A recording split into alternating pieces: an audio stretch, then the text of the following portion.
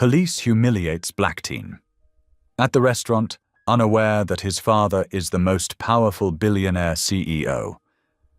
It starts as a simple dinner until a police officer points at a quiet black teen and accuses him in front of everyone.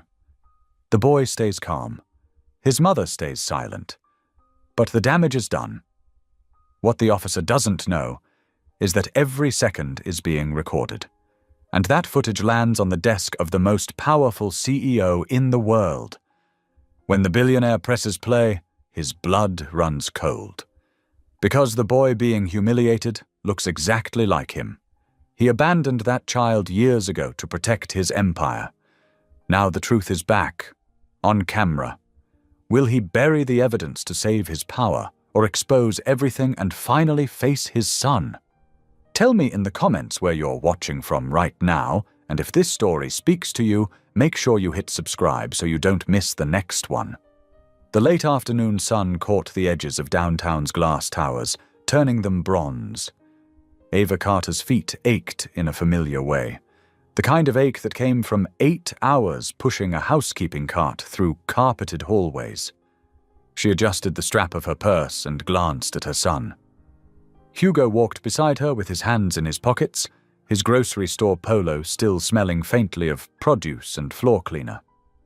He was taller than her now, had been for 2 years, but he still had that same quiet way of moving through the world, like he was trying not to take up too much space. "You didn't have to do this, Ma," Hugo said softly. "It's your birthday."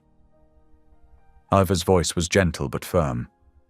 17 years ago today, God gave me the greatest gift I've ever received. We're celebrating. Hugo smiled, the kind of smile that didn't quite reach his eyes. "I know money's tight. Money's always tight." She reached over and squeezed his shoulder. "That doesn't mean we don't celebrate the important things." They turned onto Maple Street, where Maria's family restaurant sat wedged between a dry cleaner and a tax preparation office. The brick facade was weathered, and the hand-painted sign had faded, but golden light spilled from the windows, warm and inviting. Hugo held the door open for his mother. A small bell chimed above them. The restaurant was modest, checkered tablecloths, mismatched chairs, framed photographs of the owner's family covering one wall. The smell of garlic and tomato sauce filled the air. Only 3 other tables were occupied, an elderly couple sharing pasta, a woman reading while she ate alone, and 2 construction workers still in their work boots. Maria herself, a stout woman in her 60s with flour on her apron, greeted them with a warm smile. "Ava, and the birthday boy." "Hi, Miss Maria," Hugo said quietly. "I have your favorite table ready, by the window." Maria led them to a corner booth and placed 2 worn menus in front of them. "I'll bring water." Ava slid into the booth and immediately bowed her head. Her lips moved, silently. Hugo waited, hands folded on the table, until she finished. "Thank you, Lord, for another year with my son." She whispered, "Amen. Amen." Hugo echoed. Ava opened her menu, though she already knew what she'd order. She always got the same thing here. "What are you thinking?" "The chicken parm looks good." "Then get the chicken parm." She reached across the table and placed her hand over his. "Hugo, I need you to know something." He looked up, meeting her eyes. "You are a good young man. You work hard. You respect people. You help those veterans every week without asking for anything in return." Her voice was steady, but her eyes glistened. "I am so proud of who you're becoming." Hugo's throat tightened. "Ma, I know the world doesn't always see you the way I do. I know it's not always fair." She squeezed his hand. "But God sees you, and I see you. Don't ever forget your worth." Hugo nodded, not trusting himself to speak. Maria returned with water and took their orders. As she walked away, Hugo looked out the window at the darkening street. People hurried past, workers heading home, a jogger with earbuds, a family with a stroller. He didn't notice the police cruiser pulling up across the street. Ava opened her napkin and placed it in her lap. "Tell me about work today. Anything interesting?" Mrs. Patterson came in again, the one who always asks me to reach the top shelf. The sweet lady with the cats? Yeah, she brought me cookies. Hugo smiled. Oatmeal raisin. Did you save me one? Of course. They talked quietly, comfortably, the way they always did. The restaurant hummed around them with soft conversation and clinking silverware. The elderly couple paid their bill and left. The woman closed her book. Ava glanced at the clock on the wall. Their food would be out soon. Neither of them saw the uniformed officer enter the restaurant, his hand resting casually on his belt as his eyes swept the room and settled, lingered on their table. Officer Daniel Reeves stood inside the entrance of Maria's family restaurant, his radio crackling softly on his shoulder. He'd come to meet Jenkins for a quick dinner before the night shift, but Jenkins wasn't here yet. His gaze drifted across the restaurant, settling on the booth by the window. The teenager sat with his back to the wall, relaxed, talking to the woman across from him. Black kid, maybe 16 or 17. Nice clothes. Too nice for this neighborhood. The woman looked tired, working class. Didn't match. Reeves's instincts kicked in, the ones developed over 15 years of patrol work. Something felt off. The kid glanced towards the door, and their eyes met briefly before Hugo looked away. That look, was it nervousness? Guilt? Reeves didn't check with Maria at the counter, didn't ask if there'd been any problems. He simply walked toward the booth, his boots heavy on the tile floor. "Excuse me." Ava looked up first. Hugo followed her gaze. The officer stood beside their table, one hand on his belt, the other resting near his radio. His badge caught the overhead light. "I need to ask you a few questions." "Questions?" Ava's voice was calm, but her hand tightened around her water glass. Reeves focused on Hugo. "You planning to pay for your meal?" Hugo blinked. "What?" "Simple question, son. You planning to pay?" "Yes, sir." Hugo's voice was quiet, steady. "My mom already paid." "Is that right?" Reeves's tone suggested he didn't believe it. "Mind standing up for me?" The restaurant had gone quiet. The construction workers at the far table were watching. The woman with the book had stopped reading. "Officer," Ava began. "Ma'am, I'm talking to him." Reeves kept his eyes on Hugo. "Stand up, please." Hugo looked at his mother. She gave him the smallest nod, the same one she'd given him 100 times before. Stay calm, stay respectful, stay safe. Hugo slid out of the booth and stood, his hands visible at his sides. "Empty your pockets." "Officer, there's been some mistake," Ava said, her voice still controlled but firmer now. "I paid for our meal when we arrived. You can ask—" "I'm not asking you, ma'am. I'm asking him." Reeves gestured at Hugo's pockets. "Empty them. Now." Hugo's jaw tightened, but he complied.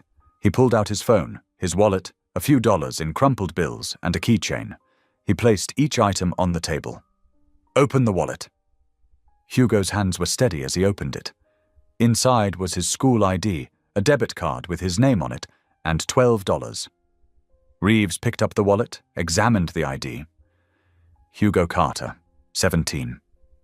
"Yes, sir." "Where do you work?" "Morton's Grocery, on 5th Street. "And you're here celebrating what exactly?" "My birthday," Hugo said quietly. One of the construction workers muttered something to his companion. The woman with the book had her phone out now, recording. "Officer, please." Ava stood up, keeping her movements slow and deliberate.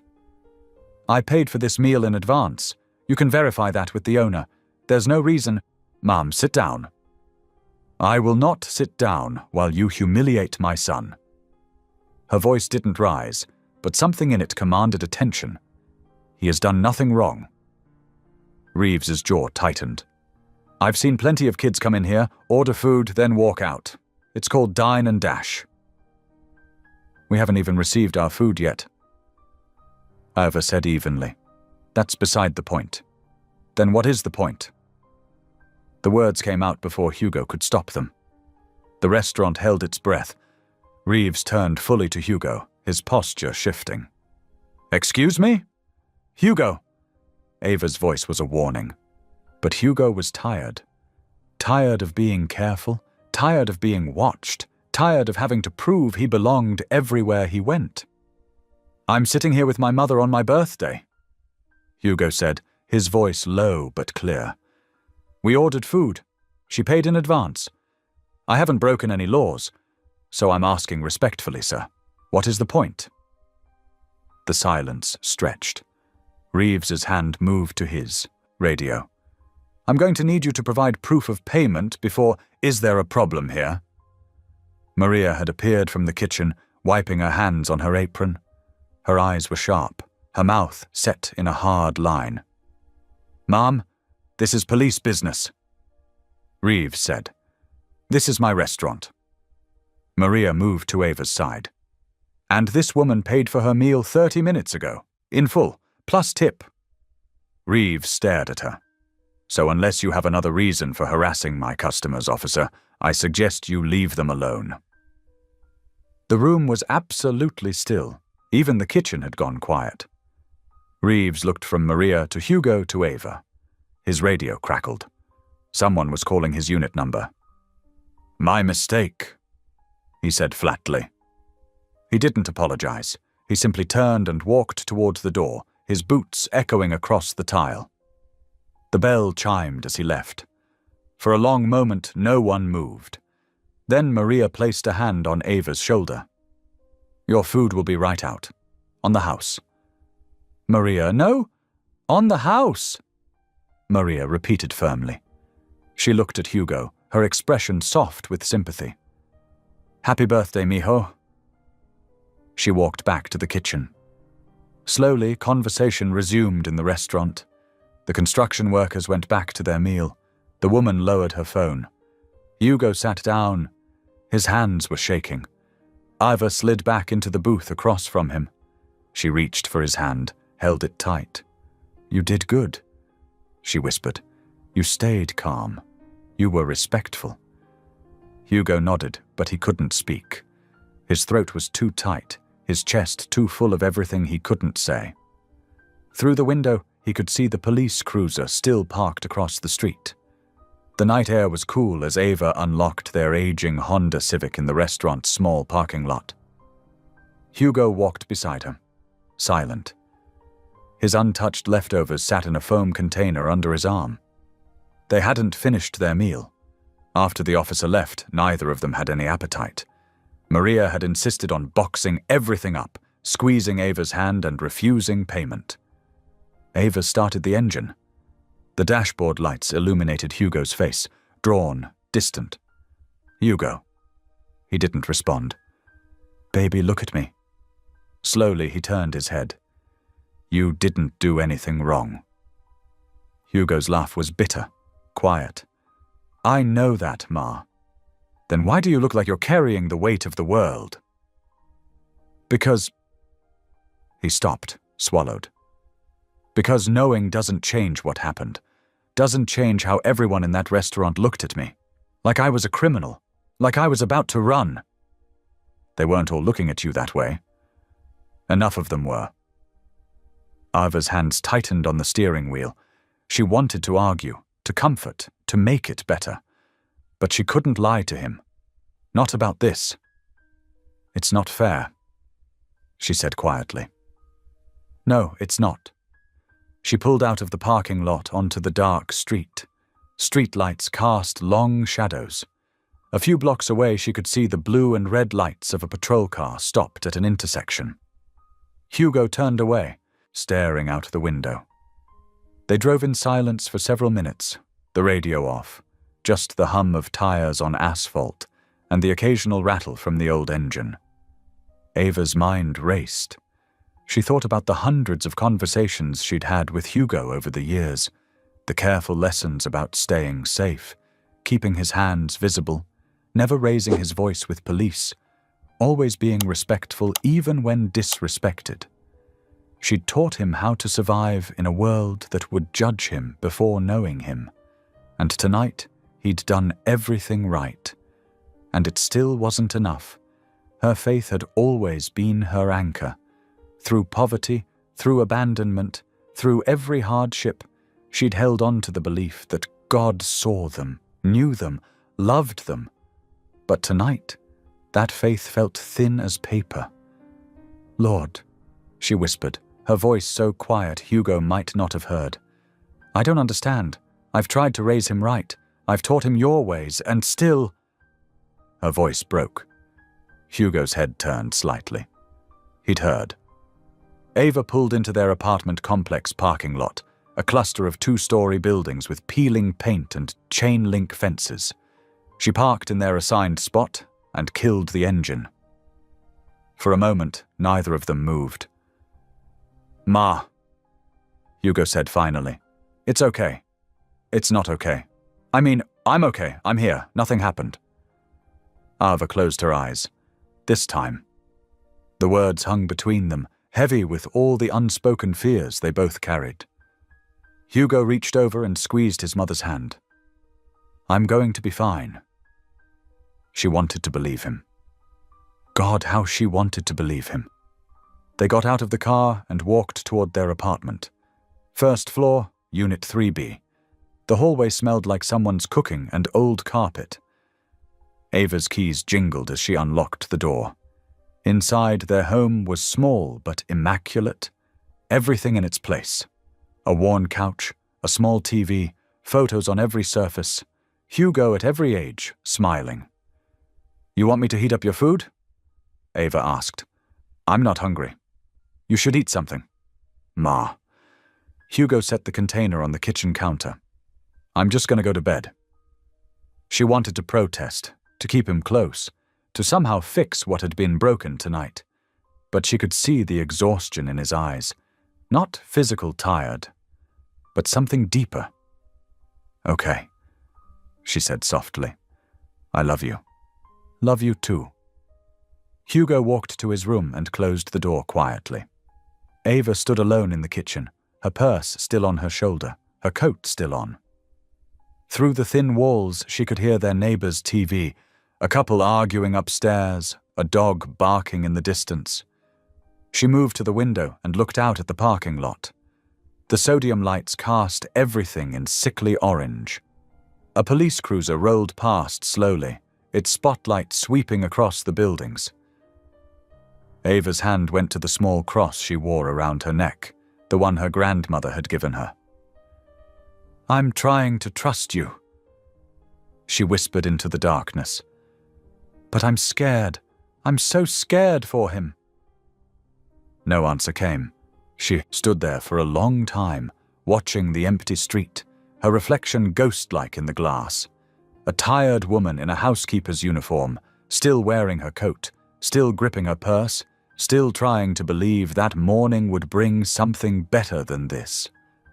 Officer Daniel Reeves sat at his desk in the precinct's second-floor bullpen, the fluorescent lights humming overhead. It was 11:47 p.m. The night shift was settling in, dispatch chatter, someone's radio playing low, the smell of burnt coffee and industrial cleaner. He logged into the department's body cam upload system, a routine he'd done 1,000 times. The interface was clunky, designed by the lowest bidder, but functional enough. His bodycam had been recording during the restaurant incident. Protocol required all interactions to be uploaded within 24 hours. Reeves clicked through the menu, selected the file timestamp from 6:34 p.m. to 6:51 p.m. and titled it, "Welfare Check, Maria's Restaurant, No Arrest." He added a brief note in the description field. Responded to suspicious activity. Subject complied. No further action needed. Then he hit upload. The progress bar crawled across the screen. 17 minutes of footage. He drummed his fingers on the desk, thinking about Jenkins never showing up for dinner, about the look in that kid's eyes, about the way the whole situation had turned sideways. Upload complete. Reeves logged off, grabbed his jacket, and headed out for patrol. He never thought about the footage again. 300 miles away, in a climate-controlled server facility the size of an airplane hangar, something stirred. The Atlas Global Ethics Monitoring System, a proprietary AI designed to analyze law enforcement interactions for patterns of misconduct, received the uploaded footage at 12:03 a.m. It sat in a queue with 847 other files from police departments across 6 states that had contracted with Atlas Global. At 2:47 a.m., the system began processing. The AI had no emotions, no opinions, no fatigue. It simply analyzed data against its parameters. Racial demographics of subjects involved, legal justification for contact, duration of interaction, escalation patterns, language used, compliance of subject versus officer response, historical patterns from the same officer. The algorithm passed the restaurant footage in 4.3 seconds. Subject: black male, minor, 17. Officer: Reeves, Daniel, badge nut 2847. Justification for contact: none documented payment status, verified prior to interaction, subject compliance, 100% officer aggression index, 7.2, elevated. Probable cause: absent racial profiling indicators, present, confidence, 94.6%. The system cross-referenced Officer Reeves's personnel file. Pattern analysis: previous flagged incidents, 6 pattern detected, disproportionate stops of black males, ages 15-25, in public spaces escalation, increasing over 18-month period department response, minimal verbal counseling only. The AI made its determination in milliseconds. Recommendation: executive escalation required. The file was automatically moved to a secure queue marked with a red priority flag and tagged for CEO review. Lucas Whitmore had personally designed this feature, ensuring that patterns of repeated misconduct, especially those ignored by local oversight, reached the highest level of the company. The system generated a notification email, scheduled for delivery at 6 a.m. Eastern Time, when Lucas typically began his workday. In the dark server room, cooling fans hummed. Light flickered across endless rows of processors. The AI had no concept of irony, no awareness that the man who created it had once abandoned his own son to protect his empire. It simply flagged the case and waited. Lucas Whitmore's penthouse office occupied the entire 42nd floor of Atlas Global's headquarters building. Floor-to-ceiling windows offered a view of the city skyline, still dark in the pre-dawn hours. The only light came from his desk lamp and the soft glow of multiple monitors. He'd been awake since 4:30 a.m. That was normal. He typically slept 5 hours, ran 6 miles on the treadmill in his private gym, showered, and was at his desk by 5:45. This morning was no different. Lucas scrolled through his emails with practiced efficiency. Market reports, quarterly projections, meeting requests from executives who knew better than to waste his time. He deleted most without reading past the subject line. At 6:03 a.m., a new email arrived with a red flag icon. Subject: ethics system, pattern alert, executive review required. Lucas opened it. The email was sparse, generated by the AI. High confidence pattern of misconduct detected. Officer: Reeves, Daniel, badge 02847, Riverside PD. Incident date: yesterday's date. Recommendation: review footage and consider contract suspension pending investigation. Attached was the body cam file. Lucas clicked it without hesitation. This was part of his routine. He personally reviewed every case the AI escalated to his level. Most required 15 seconds of his attention. Sign off on the recommendation, forward to legal, move on. The video player opened. The bodycam perspective was slightly fish-eyed, head level. Lucas watched Officer Reeves enter the restaurant, scan the room, and focus on a booth by the window. The camera advanced toward the booth. 2 people sat there. A woman, middle-aged, black, wearing what looked like a hotel uniform. And across from her, Lucas's hand froze on the mouse. A teenage boy. Black, maybe 17. High cheekbones, thoughtful eyes, the kind of quiet dignity that came from being raised well. "Excuse me." The officer's voice came through the body cam audio. Lucas barely heard it. He was staring at the boy's face.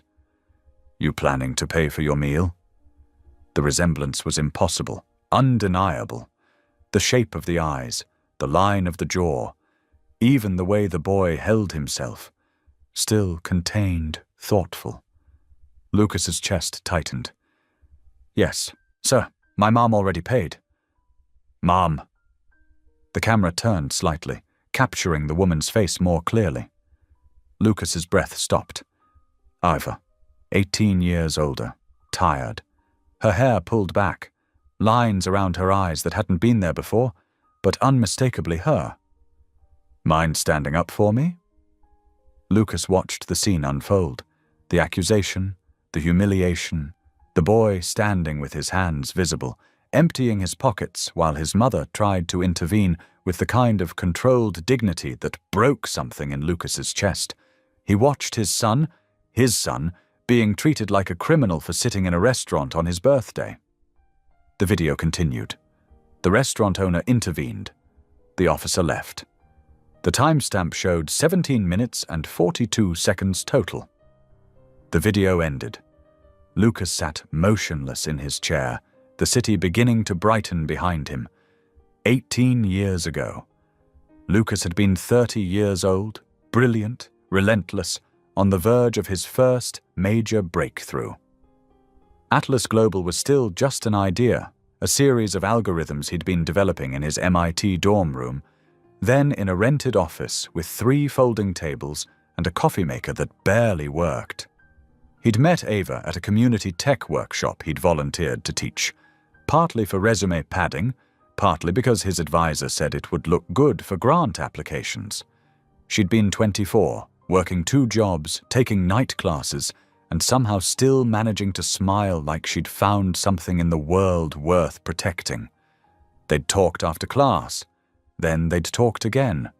Then they'd started meeting for coffee, for walks, for late-night conversations that stretched into early morning. Lucas had never felt that kind of connection before. Ava was real in a way nothing else in his life was. She challenged him, made him laugh, made him think about things beyond code and capital and competitive advantage, and then she told him she was pregnant. Lucas remembered the exact moment. Her apartment, small and neat, photos of her family on every surface. She'd held his hands and told him, her voice steady but her eyes uncertain. He remembered feeling the ground shift beneath him. "I need to think," he'd said. And he had thought. For 3 days he'd thought about nothing else. His investors were finally coming through. The contracts were being drawn up. Atlas Global would launch within 6 months if everything went perfectly. But everything had to be perfect. No distractions, no complications, no vulnerabilities. A child was a vulnerability. A relationship was a distraction. He'd convinced himself it was logical. Ava deserved better than a partner who would resent her for costing him his dream. The child deserved better than a father who would always be somewhere else, chasing the next algorithm, the next acquisition, the next billion. So he'd gone to her apartment one last time and told her he couldn't do this. "I'll send money," he'd said, "every month, whatever you need. But I can't be a father. Not now, maybe not ever." Ava hadn't cried. She'd just looked at him with something like pity. "Keep your money, Lucas. We'll be fine without you." And they had been. He'd sent the checks anyway for the first year, to a P.O. box. Everyone came back marked, "Return to sender." Eventually he stopped trying. Lucas stood abruptly, his chair rolling backward. He paced to the window, his reflection ghost-like in the dark glass. 17 years. The boy in that video was 17 years old. Hugo. The restaurant owner had called him Hugo. Lucas's son was named Hugo, and Lucas had never known, had never asked, had deliberately never looked back, because looking back would have meant acknowledging what he'd walked away from. He pressed his palm against the cool glass. Behind him, his computer screen still showed the frozen frame of the video, Hugo standing beside the booth, his mother's hand reaching for his, both of them trying to maintain their dignity while being publicly humiliated. Lucas had built an empire. He'd created systems to hold others accountable, to detect injustice, to enforce ethics at scale. And his own son had been profiled, accused, degraded in a restaurant on his birthday, while Lucas sat in his penthouse office, untouchable, unaware. The irony was so sharp it cut. "My God," Lucas whispered to his reflection. "What have I done?"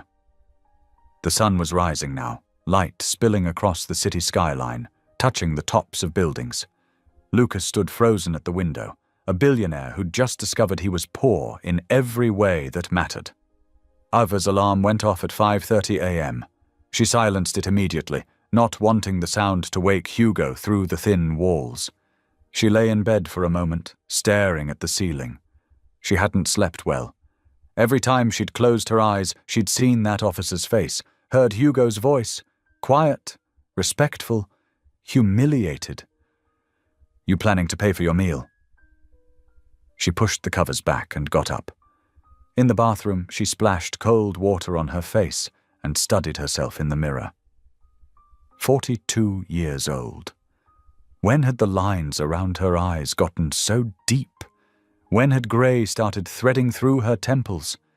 She thought about calling in sick to work, staying home with Hugo just to be close, to make sure he was okay. But they needed the money. The rent was due in a week, and her paycheck was already stretched thin. She dressed in her uniform, navy blue polo, khaki pants, sensible shoes. She pulled her hair back into a neat bun and clasped her grandmother's cross around her neck. By 6:15, she was in the kitchen making breakfast. Oatmeal, toast, orange juice. Hugo's door was still closed. Usually he was up by now, heading for the shower. But this morning, silence. Iva knocked gently. "Hugo, baby, you need to get up for school." No response. She knocked again. "Hugo, I'm up." His voice was muffled, flat. "I made breakfast. I'm not hungry." Iva's hand rested on the door. She wanted to open it, to sit, on the edge of his bed like she used to when he was small, to stroke his hair and tell him everything would be okay. But he was 17 now, almost a man, and she had to let him find his own way through this. "You need to eat something," she said gently. A long pause. Then, "Okay, I'll be out in a minute." Ava waited, listening to the sounds of him moving around, drawers opening, footsteps on the old carpet. When Hugo emerged, he was dressed for school, but his eyes were shadowed, his movements careful, like he was carrying something fragile inside him. They ate breakfast in near silence. "You don't have to go today if you don't want to," Ava said finally. Hugo looked up from his oatmeal. "I'm fine, Ma." "Hugo, I'm fine." His voice was firmer. "I'm not going to let him take anything else from me." Iva's throat tightened. She reached across the small table and took his hand. "You're the strongest person I know." Hugo's smile was sad. "I learned from the best." Lucas hadn't left his office. He'd stood at that window until the sun fully rose. Then he'd returned to his desk and opened a secure line to Atlas Global's private investigation division. "I need everything," he'd told the director. "Full background, discreetly, no flags, no alerts. Target is a minor, Hugo Carter, age 17, last known address Riverside area. I want school records, employment, associations, social media, family structure, everything. Timeline, 4 hours. Sir, for a comprehensive 4 hours." The director knew better than to argue with Lucas Whitmore. Now, at 10:47 a.m., the report appeared in Lucas's encrypted email. He opened it. Subject: Hugo Daniel Carter, Dobb. Yesterday's date: 17 years ago. Current address: Maplewood Apartments, Unit 3B, Riverside. Mother: Ava Marie Carter, 42. Hotel housekeeper, Howard Grand Hotel. Father: no information available, not listed on birth certificate. School: Riverside High School, junior year. GPA: 3.7. Employment: part-time, Morton's Grocery. Produce Department extracurricular, weekly volunteer, Riverside Veterans Community Center. Social media presence: minimal, private Instagram, infrequent posts. Criminal record: none. School disciplinary record: none. Financial status: household income, $34,000 year, estimated. The report continued for 37 pages. Lucas read every word. There were photographs. Hugo's school ID photo, serious, composed. A few social media screenshots showing Hugo at the Veterans Center, helping an elderly man with a tablet. Another of Hugo in his grocery store uniform, stocking shelves. One photo made Lucas's chest ache. Hugo and Ava together at what looked like a church picnic. Both smiling, Hugo's arm around his mother's shoulders. The way they looked at each other, the trust, the love, was everything Lucas had walked away from. The report included interviews conducted by the investigators, claiming to be from a scholarship foundation. Hugo: oh, that boy's a blessing. Comes every Thursday like clockwork, never misses. Patient as Job with these old grumps. He helped my Fred set up his email so he could talk to his granddaughter in Arizona. Dorothy Keene, Veterans Center volunteer. Solid kid. Shows up on time, works hard, never complains. Customers ask for him by name. Ahmad Hassan, Morton's grocery manager. Hugo's one of my best students. Thoughtful, asks good questions. He wrote a paper last semester about systemic inequality that was honestly college-level work. Jennifer Martinez, AP history teacher. Lucas scrolled to the final section. Current activities. Subject maintains regular schedule. School MF, 7:45 a.m., 2:30 p.m. Work MWF, 3 p.m., 7 p.m. Veterans Center Thursdays, 5 p.m., 8 p.m. Church Sundays, 10 a.m. service with mother. Today was Thursday. Lucas checked his watch, 11:03 a.m. Hugo would be at school now. But tonight he'd be at the Veterans Center. Lucas stood and walked to his closet, where he kept several changes of clothes for late meetings and travel. He selected a modest outfit, khakis, a simple button-down, a plain jacket. Nothing expensive looking. His assistant's voice came through the intercom. Mr. Whitmore, you have the board meeting at 2. Cancel it. Sir, cancel everything for today. I'm going off-grid. A pause. His assistant had worked for him for 8 years and knew when not to ask questions. Understood, sir. Lucas looked at himself in the mirror. Even in plain clothes, he looked like what he was. Wealthy, powerful, accustomed to control. He'd have to do better than that. Before leaving, Lucas returned to his desk and opened the report one more time. He navigated to the folder of photographs and found the one he'd noticed earlier. Hugo at the Veterans Center, standing between 2 elderly men in military caps. Hugo was helping one of them with a smartphone, pointing at the screen, patient and engaged.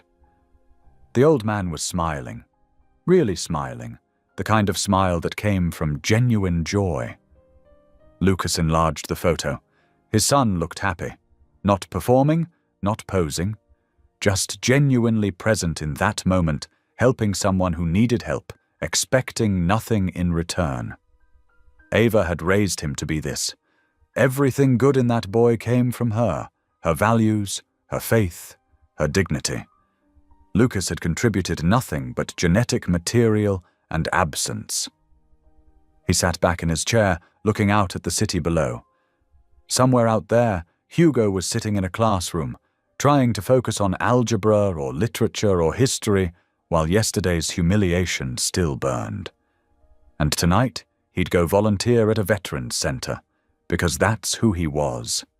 Because even after being degraded in public, he'd still show up to help others.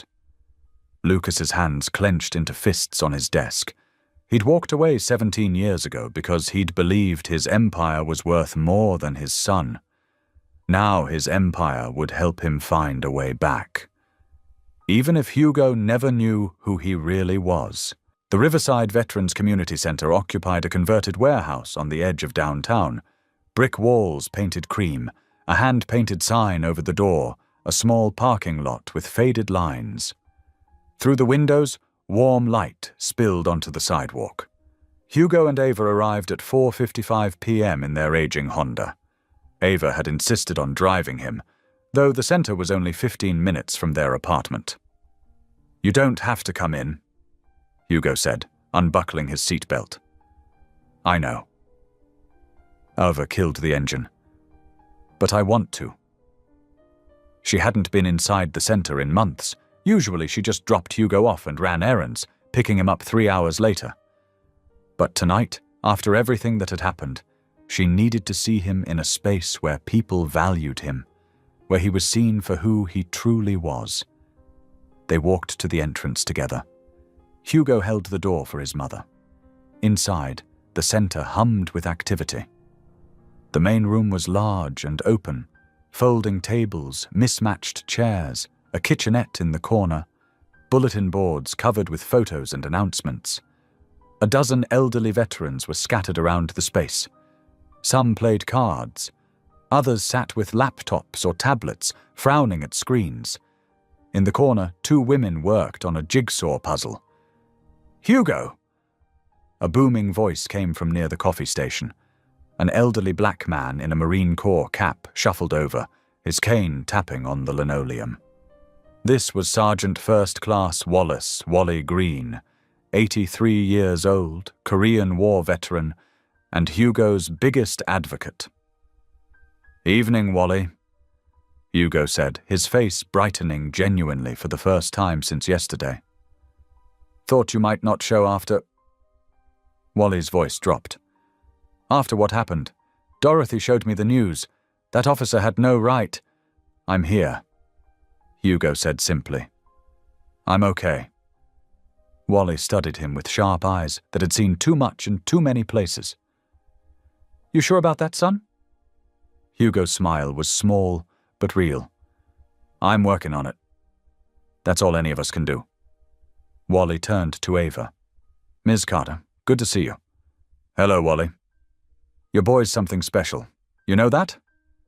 Ava's eyes shone. "I do." "Well, come on then." Wally gestured toward the tables. "Got a whole crew waiting for tech support." Lucas Whitmore stood across the street from the Veterans Center, partially obscured by a bus shelter. He wore the plain clothes from earlier, khakis, a modest jacket, a baseball cap pulled low. He'd parked his car 3 blocks away and walked.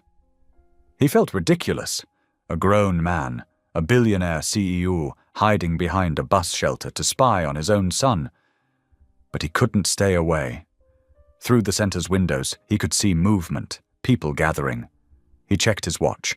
5:03 p.m. Hugo would be inside by now. Lucas crossed the street and approached the entrance. A small sign read, "Visitors welcome, all veterans and supporters." He took a breath and opened the door. Lucas stepped into warmth and noise, the smell of coffee and something baking. Voices overlapping. Laughter, gentle arguing about a card game, someone's frustrated muttering at a computer. A white-haired woman at a desk near the door looked up. "Can I help you?" Lucas had prepared for this. "I'm with the Stevens Foundation. We're considering a grant application from the center. Just doing some informal observation, if that's all right." The lie came easily. Too easily. The woman, her name tag read Dorothy, smiled warmly. "Of course. Let me get the director for you. That's not necessary. I prefer to observe naturally. I'll just—" Lucas gestured vaguely toward the room. Well, make yourself at home. There's coffee in the corner, and Helen just brought banana bread. Thank you. Lucas moved into the space, trying to look casual, professional, forgettable. And then he saw him. Hugo sat at a table with 3 elderly veterans, 2 men and a woman. A laptop was open in front of them. Hugo was leaning forward, patient and engaged, pointing at something on the screen. Lucas found a seat against the wall, partially hidden behind a bulletin board, close enough to hear, but far enough to avoid attention. "Okay, Mr. Frank," Hugo was saying. "So you want to email your daughter the photos from your phone. First step is opening your email app." The elderly white man, Mr. Frank, squinted at his smartphone. "Which one's the email?" "The one that looks like an envelope. Right there." "This one. That's text messages, one to the left." Mr. Frank poked at the screen. "I'm telling you, Hugo, these things are designed to confuse old people." The woman at the table, wearing a Vietnam veteran's cap, laughed. "Frank, you landed planes on aircraft carriers. You can handle email." That was different. Those had real buttons. Hugo smiled patiently. "Okay, you've got it open. Now click Compose at the bottom." From his position against the wall, Lucas watched his son work. There was no frustration in Hugo's voice, no condescension, just infinite patience and genuine care. "Now type your daughter's email address in the To field." Hugo continued. Mr. Frank hunted and pecked at the screen keyboard. "This is taking forever." "Take your time. There's no rush." "You got somewhere to be?" Mr. Frank asked, glancing up. "Nowhere but here." Something in Lucas's chest twisted. Wally appeared at the table with a fresh cup of coffee. "How's the technology lesson going?" "We're getting there," Hugo said. "Mr. Frank's about to send his first photo email." "In this century?" The woman veteran grinned. "Hey now, Captain," Mr. Frank protested. "Respect your elders." "You're only 5 years older than me, Frank." The group laughed, easy and warm. Hugo pulled up the photo gallery on Mr. Frank's phone. "Okay, now click the photo you want to send." Mr. Frank scrolled through his photos. Grandchildren, a golden retriever, a sunset over water. "This one. My granddaughter's birthday last month." "Perfect. Now click the share button, the little box with the arrow." "Where?" Hugo leaned closer. "Bottom left corner." "Son, I can't see that small." Without hesitation, Hugo stood and moved around the table, so Mr. Frank didn't have to crane his neck. He knelt beside the old man's chair, pointing at the screen. "Right here. You see it now?" Lucas watched his son kneel on the floor to make an elderly stranger more comfortable. Ava had taught him that, to serve without expecting recognition, to make others' dignity more important than his own comfort. Lucas had taught him nothing. After 40 minutes, Dorothy announced a break. "Snacks in the kitchen. Helen's banana bread won't last long." The group dispersed. Hugo helped Mr. Frank to his feet, steadying him as the old man found his cane. "Thank you, son," Mr. Frank said. "You're a good kid." "Just doing what I can." "No." Mr. Frank placed a weathered hand on Hugo's shoulder. "You're doing more than that. You're giving us your time, your patience. That matters." Hugo ducked his head, uncomfortable with the praise. "It's nothing. It's everything," Captain Wallace said, joining them. She was a tall woman, 70s, with kind eyes and a firm handshake. "Most people your age can't look up from their own phones long enough to care about folks like us, but you show up, every week. That says something about your character." Wally nodded. "Your mama raised you right." "She did," Hugo said quietly. "She really did." The veterans headed toward the kitchen, leaving Hugo alone at the table. He sat back down, pulling out his own phone. Lucas could see Hugo's expression shift, the smile fading, the weight returning. Hugo scrolled through his phone, frowning, then set it down and stared at the table. He looked tired. Not physically, but soul-tired. Lucas wanted to go to him, wanted to sit down and say, "What? I'm your father. I abandoned you. But I'm here now. What good would that do?" From the kitchen, Ava appeared with 2 cups of coffee. She set one in front of Hugo and sat down beside him. "You okay?" she asked softly. "Yeah." Hugo wrapped his hands around the cup. "This helps. Being here. They love you. They're good people. So are you." Hugo looked at his mother. "Ma, can I ask you something?" "Anything." "Do you ever—" He paused, searching for words. "Do you ever wonder why God lets things happen the way they do? Like, if he's watching, if he cares, why does he let people hurt each other?" Ava was quiet for a long moment. Lucas leaned forward slightly, straining to hear. "I don't know, baby," Ava said finally. "I wish I had a better answer, but I don't know. You always told me to have faith. And I meant it, but faith doesn't mean pretending to understand. Sometimes it just means—" She touched her cross necklace. "Sometimes it just means holding on when everything's telling you to let go." Hugo nodded slowly. "What happened yesterday?" Ivor continued. "That wasn't God's will. That was one man's choice. One man's fear, or ignorance, or whatever. It was that made him see you as a threat when you're anything but. I'm tired of being seen that way." "I know." They sat together in silence, mother and son, 2 people who had survived everything life threw at them through sheer will and love. Lucas watched them, his throat tight. This is what he'd given up. This bond, this trust, this profound connection between 2 people who'd built a life together despite everything. He'd chosen an empire instead. The break ended. The veterans returned, and Hugo resumed his patient work, helping someone set up Facebook to connect with distant family, showing another how to video call a grandchild, troubleshooting a tablet that wouldn't connect to Wi-Fi. Lucas watched it all. He watched Hugo laugh at Mr. Frank's jokes, watched him explain the same thing 3 times without a trace of irritation, watched him help Captain Wallace print photos from her phone, standing beside her at the ancient printer and celebrating when it finally worked. "Never seen someone so excited about a printer," Captain Wallace said. "It's a victory," Hugo replied. "Those count." Around 7:30 p.m., Dorothy announced they had 15 minutes until closing.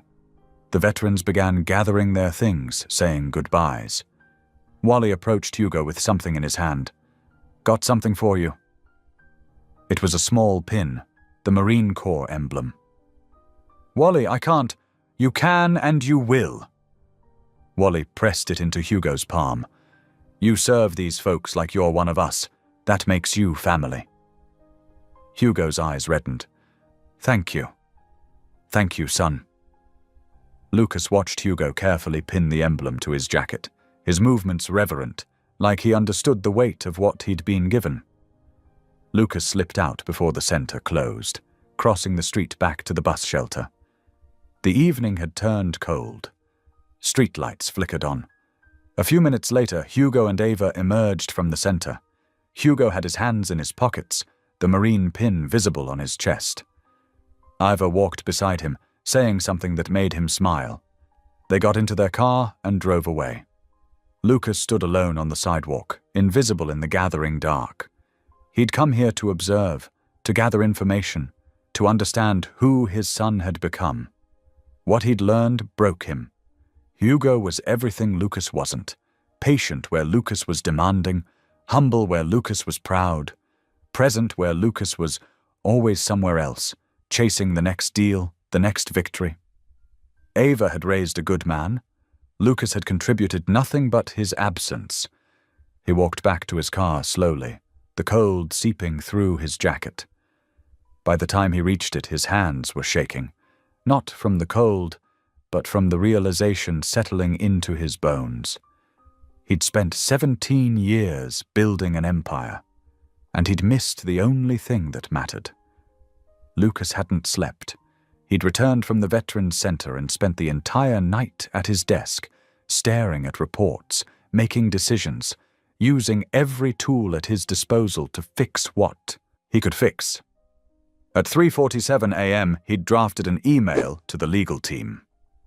To Charles Morrison, Chief Legal Officer, subject, Riverside PD contract, immediate action required. Charles, effective immediately, suspend all data sharing and ethics monitoring services with Riverside Police Department, pending full investigation into Officer Daniel Reeves, badge NAR-28447. Flag all previous incidents involving this officer for external review. Additionally, I want Reeves placed on administrative leave through official channels, coordinate with the department's IA division. Make it clear this comes from pattern analysis by our AI system, not personal intervention. Do this quietly. No press. No attribution to me directly. Timeline. I want action within 12 hours. LW, he'd sent it at 4:03 a.m. By 7:30 a.m., he'd made a second call. This one to the Atlas Global Foundation, the company's philanthropic arm. Director Harris, Lucas said when the call connected. I need you to establish a new scholarship program. Full tuition plus stipend for exceptional students from underserved communities. Launch immediately. Sir, we typically have a 6-month development cycle for new programs. You have a week. Make the criteria broad but rigorous. Academic achievement, community service, demonstrated character. I want the first round of applications processed by end of month. Budget? $5 million to start. More if we find the right candidates. A pause. Understood, sir. Any particular reason for the urgency? No particular reason. Lucas lied. It's overdue. He hung up and opened a new document, carefully crafting the scholarship requirements to ensure Hugo would qualify without making it obvious. By 9 a.m., both initiatives were in motion. Lucas sat back in his chair, exhausted but unable to stop. This is what he knew. Systems, influence, money. He couldn't be Hugo's father, couldn't walk into their lives after 17 years of silence. But he could protect. He could provide. He could use his power to smooth the path ahead. It wasn't enough. He knew it wasn't enough. But it was all he had. Iva was folding laundry in the apartment when her phone rang. Unknown number. She almost didn't answer. Telemarketers, scam calls, debt collectors, who somehow kept getting her number despite never having debt. But something made her pick up. Hello. Ms. Carter? A woman's voice, professional and warm. This is Jennifer Liu from Riverside High School's guidance office. Ava's stomach dropped. Is Hugo all right? Oh, yes, he's fine. I'm calling with good news, actually. Hugo has been selected as a potential recipient of the Atlas Global Foundation scholarship. Ava froze, the laundry forgotten. I'm sorry, what? The Atlas Global Foundation. It's a new scholarship program for exceptional students. Hugo's teachers recommended him based on his academic record and community service. If he's interested, there's an interview process. But the scholarship covers full tuition, plus living expenses for college. Atlas Global. The name hit Ava like a physical blow. Ms. Carter, are you there? Yes. Ava's voice sounded distant to her own ears. Yes, I'm here. I'm emailing you the details now. The foundation is moving quickly. They'd like to conduct initial interviews next week. Is Hugo available? I need to discuss it with him. Of course. Just respond to the email once you've talked. This is a wonderful opportunity, Ms. Carter. These scholarships are extremely competitive. Thank you. Ava managed. Thank you for calling. She hung up. Atlas Global. She walked to Hugo's room, to the small desk where he kept his laptop. She opened it and searched. Atlas Global. The results flooded the screen. Tech company. Ethics monitoring systems. Billionaire CEO, Lucas Whitmore. Ava clicked on images. Lucas's face appeared, older now, distinguished, wearing an expensive suit in a professional headshot. But the eyes were the same.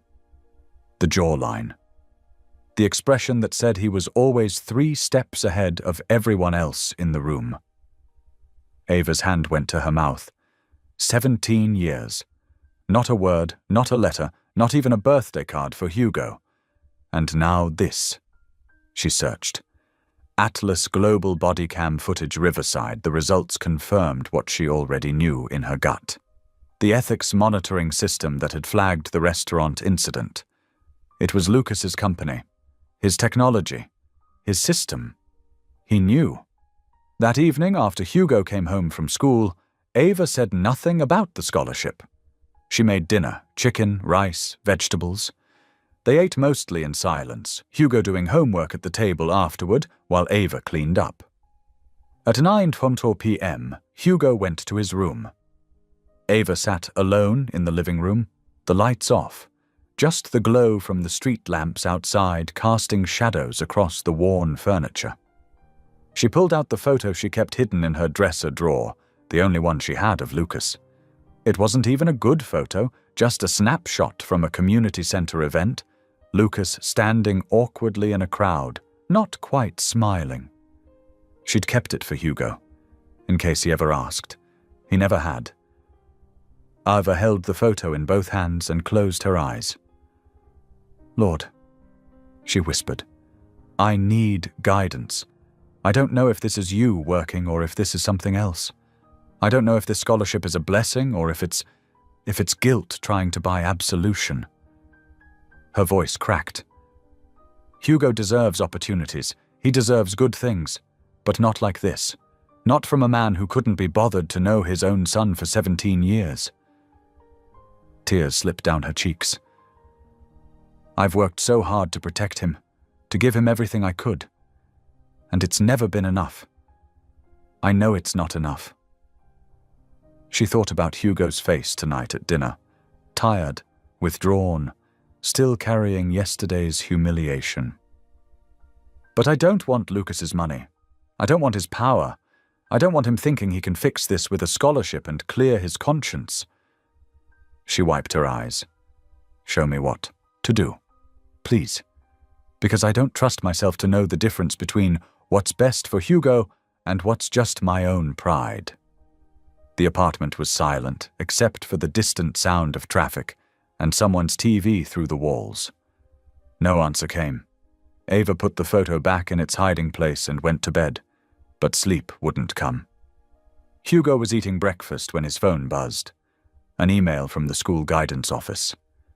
He opened it, scanning quickly. "Ma," he said, looking up.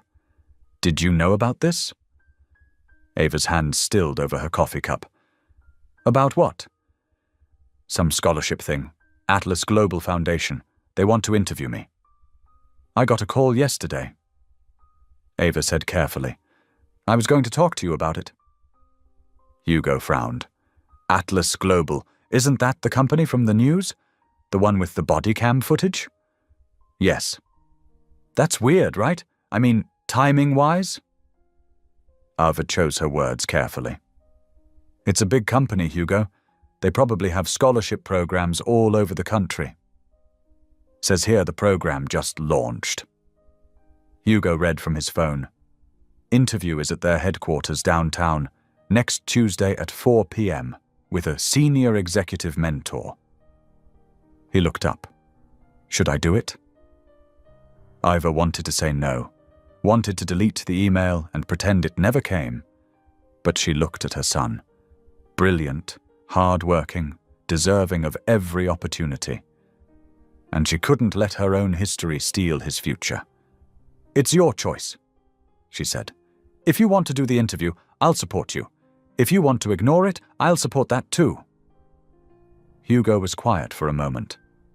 "Full tuition plus stipend, Ma, that's everything. That's college without you having to work yourself to death. Don't worry about me. I always worry about you." Hugo set his phone down. "I'll do the interview. What's the worst that can happen?" Ava's chest tightened, but she nodded. "Okay." The Atlas Global building was all glass and steel, rising 42 stories above downtown. Hugo stood on the sidewalk, staring up at it, feeling impossibly small. He'd worn his best outfit. Khakis, a button-down shirt Ava had ironed that morning, the marine pin Wally had given him on his chest. His shoes were old, but polished. "You got this," he muttered to himself. Inside, the lobby was vast and intimidating. Marble floors, modern art, a security desk that looked like a spaceship console. "Hugo Carter," he told the security guard. "I have an interview at 4. The guard checked his tablet. 42nd floor, elevator bank to your left. The elevator was made of glass, offering views of the city as it climbed. Hugo's stomach churned. Partly nerves, partly the height. The 42nd floor was different from what he'd expected. Instead of a corporate maze of cubicles, it was a series of elegant offices and meeting rooms, floor-to-ceiling windows, art that probably cost more than his entire apartment building. A receptionist greeted him. "Mr. Carter, Mr. Whitmore is expecting you. Right, this way." Hugo followed her down a corridor to a corner office. The door was open. And then he saw him. Lucas Whitmore stood beside his desk, dressed in a simple suit, looking somehow both powerful and approachable. He was maybe late 40s, black, with grey touching his temples and intelligent eyes that seemed to take in everything at once. "Hugo," Lucas said, extending his hand. "Thank you for coming." Hugo shook his hand. The grip was firm, but not aggressive. "Thank you for the opportunity, Mr. Whitmore. Please sit." Lucas gestured to a pair of leather chairs by the window, away from the formal desk. Hugo sat, trying not to gawk at the view. The entire city spread below them, the river glinting in the afternoon sun. Lucas sat across from him, maintaining comfortable distance. "Can I get you anything? Water? Coffee?" "I'm okay, thank you." Lucas nodded, studying Hugo with an expression Hugo couldn't quite read. There was something in his eyes, intensity, maybe, or recognition. "So," Lucas began, "this scholarship program is new, as you probably noticed. We're looking for students who demonstrate not just academic excellence, but character. Real integrity." "Yes, sir. Your teachers speak very highly of you. Your guidance counselor said you're one of the most thoughtful students she's encountered." Lucas paused. "But I want to hear from you. Tell me about yourself, Hugo. Not your resume, I've read that. Tell me what matters to you." Hugo hadn't expected this. He'd prepared for questions about his GPA, his career goals, his extracurriculars. "What matters to me?" he repeated. "Yes. What drives you? What do you care about?" Hugo thought about the restaurant, about his mother's face, about Wally and Mr. Frank, and all the veterans who trusted him with their stories. "I care about dignity," he said finally. "About people being seen for who they really are, not who others assume they are." Lucas leaned forward slightly. "Go on." "I volunteer at a veterans center." Hugo continued. "These are people who gave everything for this country. Some of them fought in wars most people my age don't even remember, and now they're just forgotten, invisible. So I try to help them connect with family, learn new technology, just have someone who listens. Why? Because everyone deserves to be seen. To matter." Lucas's expression shifted, something vulnerable crossing his face before he caught himself. "That's a profound way for a 17-year-old to see the world." "My mum taught me that. She always says people's worth isn't determined by their job or their bank account or what neighborhood they live in. It's determined by how they treat others when no one's watching." "Your mother sounds like a remarkable woman." "She is?" Hugo's voice was firm. "She's the best person I know." Lucas was quiet for a moment, his hands clasped in front of him. Hugo, can I ask you something personal? Okay. What happened at the restaurant the other night? How are you processing that? Hugo stiffened. You know about that? Our company's ethics system flagged the incident. I've seen the footage. Lucas's voice was gentle but direct. That was wrong. What that officer did was wrong. Hugo looked out at the city, his jaw tight. It wasn't the first time something like that's happened. Probably won't be the last. That doesn't make it acceptable. No, sir, it doesn't. Hugo turned back to Lucas. But getting angry doesn't change anything. My mom always says the only thing we control is how we respond. So I'm trying to respond by being better. By proving that assumptions are wrong, not through anger, but through how I live. Lucas's eyes glistened. He looked away quickly, composing himself. That takes incredible maturity. Or incredible exhaustion. Hugo surprised himself with the honesty. Sometimes I don't know which. Maybe it's both. They sat in silence for a moment. Let me tell you something, Hugo. Lucas said finally. I built this company from nothing. I was smart, driven, ruthless when I needed to be. I made sacrifices, some I'd make again. Some... He paused. Some I regret every day. What kind of sacrifices? Lucas met his eyes. The kind that cost me the things that actually mattered. Success is easy to measure. Dollars, market share, influence. But integrity, character, the kind of person you become, that's harder. And I'm not sure I got it right. Hugo frowned, surprised by the vulnerability. You created a system that holds police accountable. That's something. Is it? Lucas's voice was sharp, almost pained. Or is it too little, too late? A billionaire's guilty conscience trying to buy redemption. The words hung between them. Hugo didn't know what to say. This wasn't the interview he'd expected. No softball questions about career goals, no formal assessment. This felt like something else entirely. Mr. Whitmore, Hugo said carefully, why am I really here? Lucas looked at him for a long moment. His mouth opened, closed. He seemed to be wrestling with something enormous. You're here, he said finally, because you remind me of what I should have been, and what I failed to become. Hugo felt something shift in the room, some invisible weight pressing down. I don't understand. No.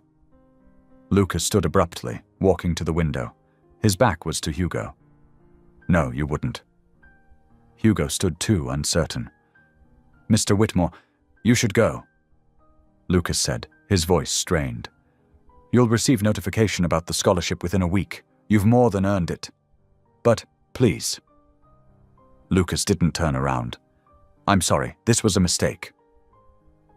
Hugo stood there, confused and off balance. Something about this man, about the way he looked at Hugo, about the things he wasn't saying. It felt significant in a way Hugo couldn't name. Thank you for your time, Hugo said quietly. He walked to the door, paused, looked back. Lucas stood at the window, his reflection ghost-like in the glass. His shoulders bent like he was carrying something unbearable. Hugo left, the door closing softly behind him. Lucas pressed his forehead against the cool glass. He'd almost told him. The words had been right there. I'm your father. I abandoned you. I'm sorry, but what right did he have? What right did he have to unburden himself when it would only burden Hugo? His phone buzzed. A text from his legal team. Officer Reeves suspended pending investigation. Should have full review completed in 72 hours. Another text from the foundation. Scholarship approved for Hugo Carter. Notification going out tomorrow. Lucas was fixing things, using his power to smooth the path, to protect from a distance. But Hugo had been right there. Real, alive, brilliant. Everything Lucas wasn't. And Lucas had let him walk away. Again. He stood at the window as the sun set over the city, painting the buildings gold and red, and felt more alone than he'd ever felt in his life. Ava was washing dishes when the evening news began playing on the small TV in the living room. She wasn't really watching, just background noise while Hugo did homework at the kitchen table. Breaking story tonight involving allegations of racial profiling by Riverside Police. Ava's hand stilled in the soapy water. Body camera footage obtained by this station shows an officer confronting a black teenager at a local restaurant without apparent cause. Ma. Hugo's voice was tight. Ma, turn it up. Ava dried her hands and grabbed the remote, her heart already sinking. The footage played on screen. The officer's body cam view entering Maria's restaurant, approaching their booth, Hugo's face filling the frame. You planning to pay for your meal? Ava watched her son, watched herself, relive their humiliation on the evening news. The incident occurred last Thursday at Maria's family restaurant. The subject, identified only as a minor, had already paid for his meal. Sources say the footage was flagged by an ethics monitoring system operated by Atlas Global, the tech company founded by billionaire Lucas Whitmore. The screen cut to a photo of Lucas in a suit, standing at some corporate event. Ava's breath caught. Atlas Global has declined to comment on how the footage was obtained or leaked to media. However, sources within the company suggest it was part of a pattern of misconduct by the officer involved, who has since been placed on administrative leave. They put it on the news, Hugo said, his voice hollow. Everyone's going to see it. Everyone at school, at work. But Ava barely heard him. She was staring at Lucas's face on the screen. Atlas Global's ethics system had flagged the footage. Atlas Global had offered Hugo a scholarship. Lucas had interviewed Hugo personally. The pieces fell into place with sickening clarity. Ma? Hugo was looking at her. You okay? I need... Ava's voice came out strangled. I need a minute. She walked quickly to her bedroom and closed the door. Her hands shook as she pulled out her phone and searched. Lucas Whitmore age. Born April 15th, 1977. 48 years old. She did the math. He would have been 30 when Hugo was born. She searched. Lucas Whitmore family. The results were sparse. No public information about spouse or children. Whitmore is known for keeping his personal life extremely private. Ava sat on the edge of her bed, her chest tight. He'd known.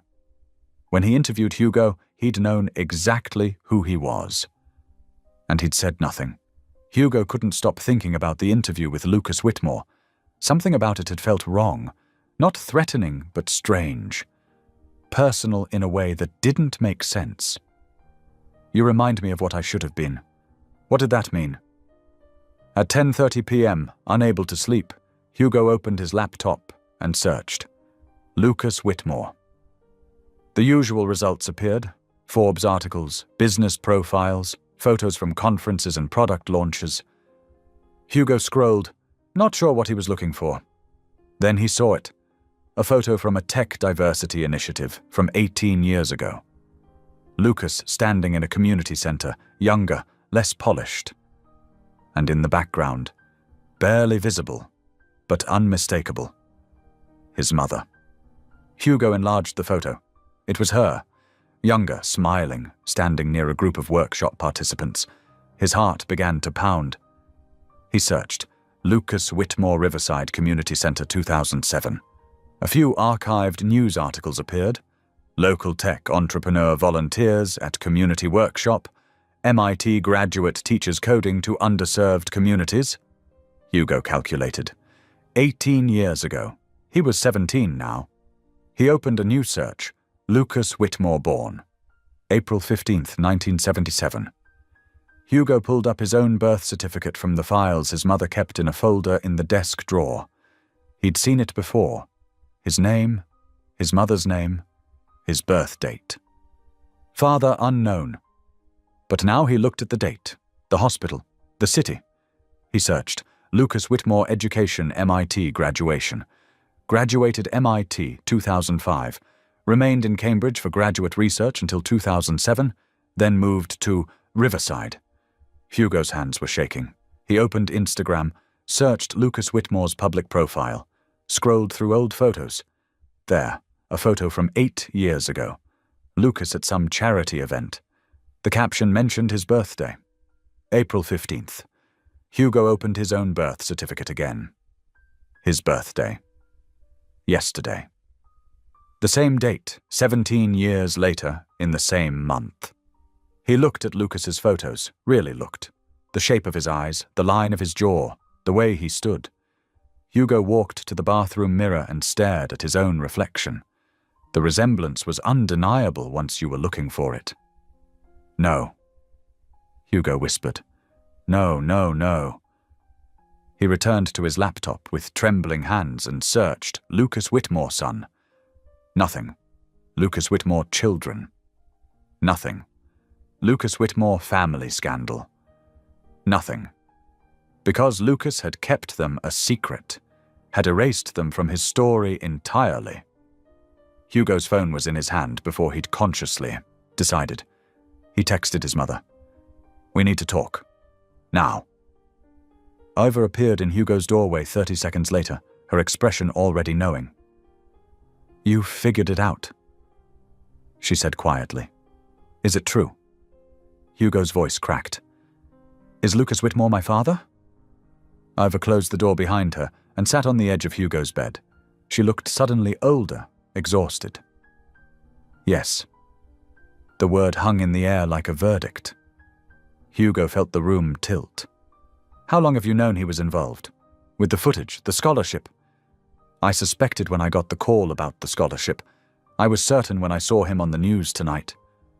And you didn't tell me? I was trying to figure out what to do, how to protect you. Protect me from what? Hugo's voice rose. From the truth? From knowing my own father? He couldn't finish the sentence. Ava's eyes filled with tears. Baby, why didn't you tell me? All these years, why didn't you tell me who he was? Because he didn't want to be found. Because he made it clear he wanted nothing to do with us. Ava's voice broke. I sent back his money, every check, because I wasn't going to let him buy his way out of being a father while still sleeping at night. Does he know? About me? He knows now. He must have seen the footage, recognized us both. Ava wiped her eyes. That's why the scholarship appeared. Why he interviewed you personally. He's trying to... I don't know what he's trying to do. Hugo stood, pacing his small room. He sat across from me, looked me in the eye, talked about integrity and character and sacrifices he regrets. His laugh was bitter. And he didn't say anything, didn't tell me who he was. Hugo, I'm going to see him. What? No, Hugo, it's almost 11 at night. I don't care. Hugo grabbed his jacket. He wants to play anonymous benefactor? Fine. But he doesn't get to hide anymore. He doesn't get to feel good about himself while pretending I don't exist. Hugo, please. But Hugo was already at the door. I need to hear him say it. I need to look him in the eye and hear him admit what he did. Ivor stood, her face anguished. Let me drive you. No. Hugo's voice was firm. I need to do this alone. Lucas was still at his office at 11:15 p.m., staring at the news coverage on his computer. The leaked footage was everywhere. Cable news, social media, trending on Twitter. He'd ordered an internal investigation into who leaked it, but he already knew the answer didn't matter. The truth was out. His private phone rang. The security desk. Mr. Whitmore, there's a young man here to see you. Says it's urgent. Name is Hugo Carter. Lucas's blood went cold. Let him up. He stood, walked to the window, then back to his desk. His hands were shaking. The elevator chimed. Footsteps in the hallway. Hugo appeared in the doorway. His face was a mask of controlled fury. Hi, Dad. The word was like a knife. Lucas couldn't speak. couldn't move. Hugo stepped into the office, leaving the door open behind him. That's what I'm supposed to call you, right? Dad? Father? Or should I stick with Mr. Whitmore, since that's what you preferred during our interview? Hugo, when were you going to tell me? Hugo's voice was dangerously quiet. After the scholarship? After graduation? Or were you planning to just watch from a distance forever, using your money and your power to clear the path, while pretending you didn't abandon me 17 years ago? Lucas found his voice. I didn't know how to what? How to be honest? How to be a father? Hugo stepped closer. You created an entire ethics system to hold other people accountable, but you couldn't even tell your own son who you were. I was trying to protect you. From what? Hugo's voice rose. From having a father? From the truth? Or were you protecting yourself? The accusation struck home. You're right, Lucas said quietly. I was protecting myself. Finally, some honesty. Hugo's eyes were bright with unshed tears. Why? Why did you leave? Lucas moved to his desk, gripping the edge. I was 30 years old. I was about to launch Atlas Global. Everything I'd worked for was finally happening. And then your mother told me she was pregnant. So you ran. I thought... Lucas's voice cracked. I thought I was choosing the rational thing. I told myself a child deserved a father who could be present, and I knew I couldn't be. I was going to build something that mattered, something that would change the world. And we didn't matter enough. No, you mattered too much. Lucas looked at Hugo, his eyes raw. I was terrified. Terrified I'd fail you. Terrified I'd resent you for costing me my dream. So I made a choice. I walked away and told myself it was for the best. It wasn't. I know that now. Hugo laughed bitterly. You know that now. Great. 17 years too late, but at least you know. I've thought about you every day. Don't. Hugo's voice was sharp. Don't you dare say that. If you'd thought about me, you would have found me. You're one of the richest men in the country. You could have found us any time you wanted. Lucas had no defense. You're right. I know I'm right. Hugo's control finally broke. My mom worked herself to exhaustion raising me alone. She never complained, never said a bad word about you, even though you deserved it. She taught me everything good I know while you were up here in your tower building your empire. Tears streamed down Hugo's face now, and he didn't bother wiping them away. I needed a father, not a scholarship, not a mentor, a father. His voice cracked. And you chose money. You chose power. You chose yourself. Lucas's own eyes filled. I'm sorry, Hugo, I am so sorry. Your sorry doesn't change anything. It doesn't give me back 17 years. It doesn't take away all the times I wondered what was wrong with me, that my own father didn't want me. Nothing is wrong with you. You're... Lucas's voice broke. You're everything I'm not. You're kind, patient, humble. You have more integrity in your little finger than I've managed in my entire life. I learned that from Mom, not from you. The words landed like blows. Hugo wiped his face roughly. I came here because I needed to know why. I needed to hear you say it. But now that I have... He shook his head. It doesn't make it better. It just makes me sad. He turned toward the door. Hugo, please. Don't contact me. Don't send scholarship letters. Don't use your systems to fix my problems. Hugo's voice was hollow. Just leave us alone, like you've been doing. Hugo. But Hugo was already walking away, his footsteps echoing down the empty corridor. Lucas stood frozen in his office, the silence crushing. His phone buzzed. A news alert. Breaking. Anonymous source leaks details about Atlas Global CEO's connection to viral police incident. It was starting. The empire he'd chosen over his son was about to come for him. Lucas spent the night at his office, watching his carefully constructed world begin to crack.